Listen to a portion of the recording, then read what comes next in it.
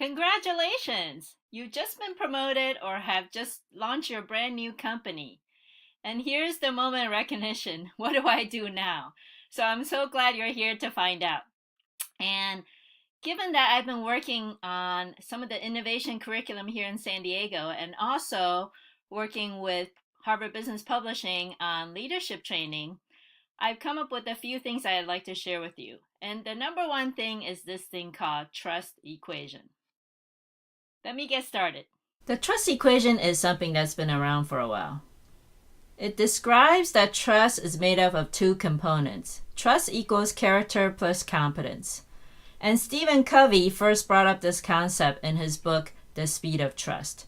These two components are necessary to build trust always.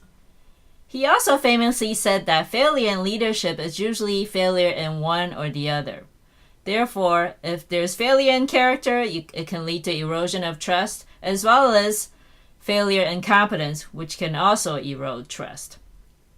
So looking at this equation, starting from the left-hand side, I think we all have an intuitive understanding of trust. People will not follow you unless they trust you as a leader.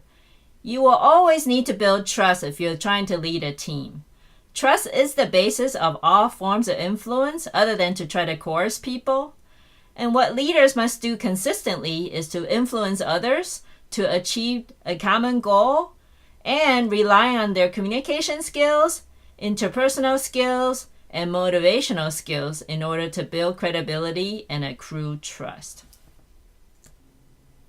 And here is a quote from Coach John Wooden, who was the winningest UCLA basketball coach, who also coached Kareem Abdul-Jabbar.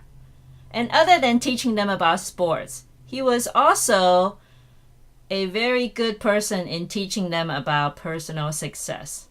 And here in this quote, he talks about, be more concerned about your character than your reputation, because your character is who you are and your reputation is merely what others think of you. And this is also something I want to emphasize, that character really is a way to show others how you intend to do the right thing. And one TED Talk speaker also succinctly described it as showing people why you care. So knowing how to balance this trust equation can really help you develop your leadership style tremendously. I mentioned the character piece is having to do with intentions. Now, the competence is where you need to cover basically four things. There are four buckets. One is number one, the technical competence, right? The skills that are needed to actually do the job. And that's probably what got you promoted in the first place because you were really good at what you were doing. But then you also need, especially in a bigger organization, the operational competence to know where to go and how to get things done, given the organization that you're in. And then also there's political competence, right? Gaining the visibility and making sure you know where to go to find the right resources to bring to your team. And then lastly, there is this thing called the leadership competence. And that's where I see that many new team leaders are struggling with this because they're new to the job and they're not quite sure how to demonstrate that leadership and demonstrate the character to their team.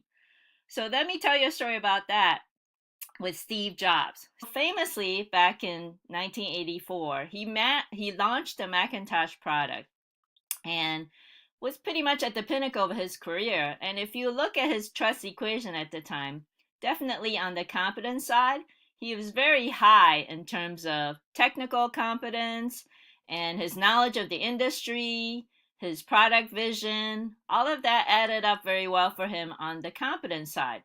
But somewhere along the line, the character side got him into trouble. And let me tell you how that happened.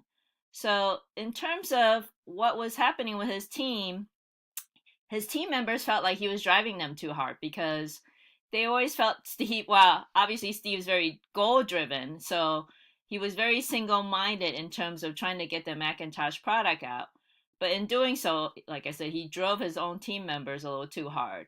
And then with the peer managers, they also didn't like his style of doing things because he created this whole skunk works team. He even flew a piracy flag. And that made people very uncomfortable in that his Macintosh team is essentially sucking away resources from the other team members, from the other key Apple products. And then thirdly, the CEO that he recruited from Pepsi, John Scully, and the board members all found that they couldn't really trust what Steve was up to because they didn't agree with his vision of where the company was headed. So even though he was very single minded about Macintosh, there were definitely other priorities and other things to be accomplished at Apple. And that single mindedness might actually have undermined the trust that he had with the CEO, John Scully, as well as the board members. So even though after he launched the Macintosh in 1984, by 1985 he found himself out of a job. So he famously talked about this in his Stanford graduation speech back in 2005.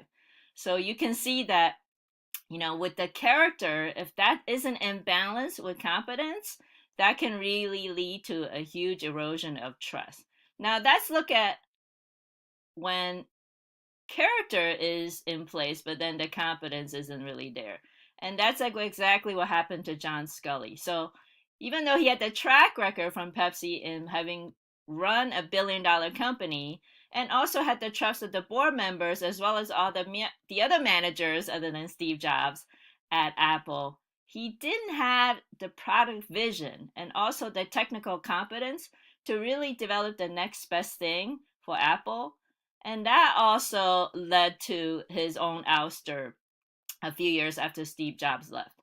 So this is what can happen when the trust equation can get a little bit out of whack. So I definitely want to kind of give you that fair warning and let you know that this is something that can really trip up managers. This is definitely a case of the lose-lose. And this is what I want to warn you about, that as you get into this team leadership role or becoming the CEO after founding your company, you really need to balance out this equation because many of you were star performers and relied on your technical competence to get ahead and to get promoted. But now you really need to build on this character piece to make sure that the team around you, the people that report to you, your investors, your peer managers, and definitely your direct reports really understand where it is you're headed and have confidence in you to carry out the vision for the company and for the team. And I mentioned the leadership competency earlier in the 4 buckets that are needed for the competence piece. And to wrap up, this is where I really want you to focus because I know many of you might put down that I have honesty and I have integrity, but it's really hard to show people who are new to your team or who are just getting to know you to know that about you, because even if I were to write down my trust equation, it'd be hard for me to actually paste on my forehead, right? That I have honesty and I have integrity. You have to demonstrate that. And the way to do that is through this leadership competencies.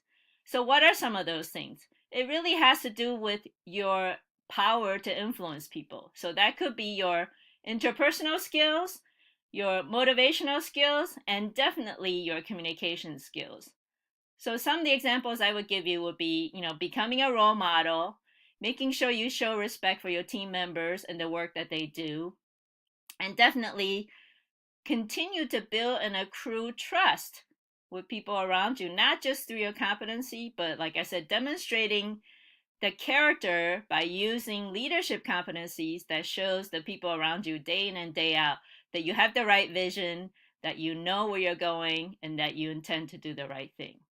So I hope that helps. And if you do have any more additional questions, I believe on the left-hand side there is a link to the kaizen.thinkific.com where I have more courses on this topic. But thank you for joining me and best of luck with your promotion and the company that you're leading.